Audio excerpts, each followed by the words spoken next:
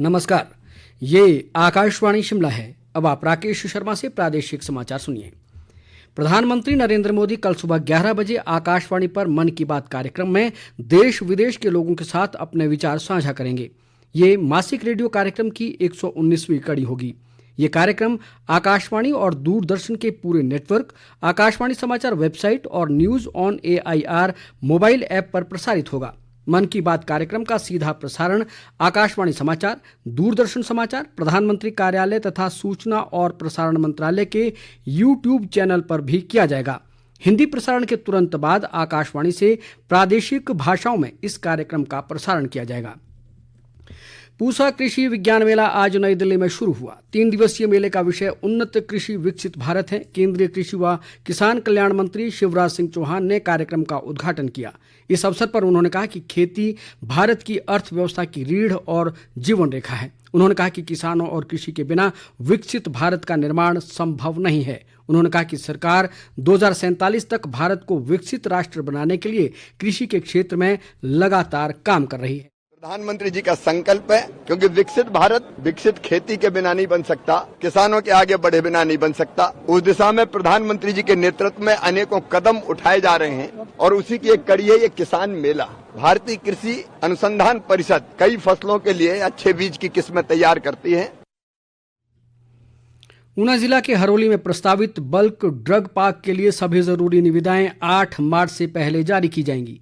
उद्योग मंत्री हर्षवर्धन चौहान की अध्यक्षता में कल शिमला में हुई bulk drug park infrastructure limited की उच्च स्तरीय समिति बैठक में ये निर्णय लिया गया। उन्होंने सभी संबंधित विभागों को इस महत्वपूर्ण परियोजना के कार्य को गति प्रदान करने के निर्देश दिए ताकि इसे समयबद्ध पूर्ण किया जा सके। पूर्व मुख्यमंत्री व नेता प्रतिपक्ष जयराम ठाकुर ने कहा है कि सुक्खू सरकार पूरी तरह दिशाहीन हो गई है और प्रदेश में हर तरह का माफिया सक्रिय है। शिमला से जारी एक बयान में उन्होंने कहा कि प्रदेश में नशा, खनन और अपराध चरम पर है।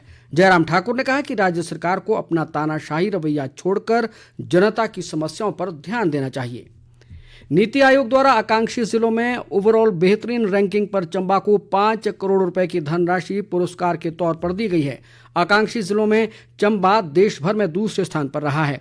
उपायुक्त मुकेश रेपसवाल ने ये जानकारी देते हुए बताया कि नीति आयोग की ओर से वर्ष 2024 में ओवरऑल बेहतरीन प्रदर्शन पर यह धनराशि प्राप्त हुई है और अब इसके उपयोग के लिए नीति आयोग को 10 मार्च तक प्रस्ताव भेजे जाएंगे। प्रदेश के अधिक ऊंचाई वाले क्षेत्रों में कहीं कहीं आज दोपहर बाद से हल्की बर्फबारी हो रही है, जिससे तापमान में गिरावट दर्ज की गई है। चंबा जिला में पिछले दिनों हुई बर्फबारी से बंद सड़क मार्गों को बहाल करने का कार्य युद्ध स्तर पर जारी है।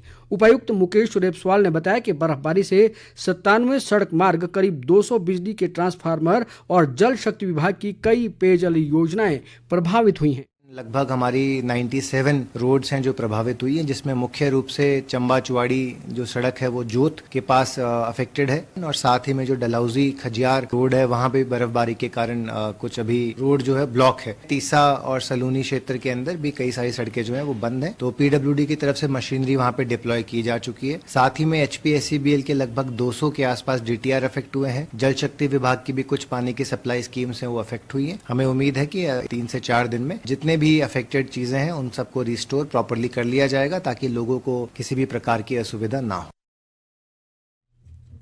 प्रदेश भाजपा अध्यक्ष राजीव बिंदल ने कहा है कि राज्य की कांग्रेस सरकार का पिछले 2.25 वर्ष का कार्यकाल जनता के लिए मुश्किलों भरा रहा है। वे आज नाहन में सोलन और सिरमौर जिला भाजपा की कार्यशाला के समापन अवसर पर बोल रहे थे। बिंदल ने कहा कि राज्य सरकार ने अपने वर्तमान कार्यकाल में प्रदेश के बेरोजगार युवाओं के साथ धोखा व अन्याय किया है और सरकार ने झूठ बोलकर लोगों को ठगने का काम किया है। शिमला के उपायुक्त अनुपम कश्यप ने जिला में सूखे जैसी स्थिति से निपटने के लिए सभी विभागों को तैयार रहने के निर्देश दिए हैं। शिमला में आज एक बैठक की अध्यक्षता करते हुए उन्होंने कहा कि सूखे के कारण जंगलों में लगने वाली आग से बहुमूल्य वन संपदा को काफी नुकसान होता है, जिसे आपसी तालमेल व तत्परता से रोका जा सकता है। इसके साथ ही समाचार बुलेटिन समाप्त हुआ। हमारा अगला बुलेटिन आप सुन सकते हैं शाम 6 बजे। नमस्कार।